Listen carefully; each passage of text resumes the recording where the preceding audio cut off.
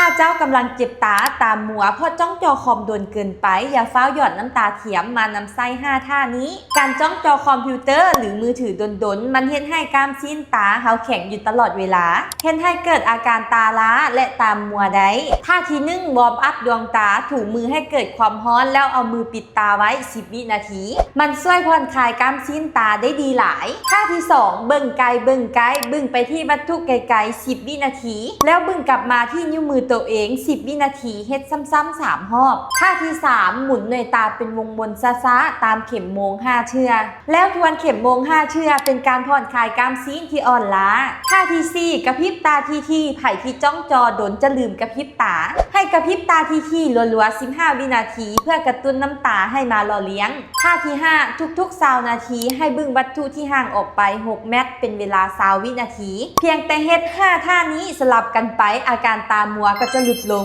สมองก็กลับมาโฟกัสเวียกได้ดีขึ้นหลายเคล็ดลับกู้สายตาดีๆแบบนี้เซฟไว้เฮ็ดตามได้เลยเด้อ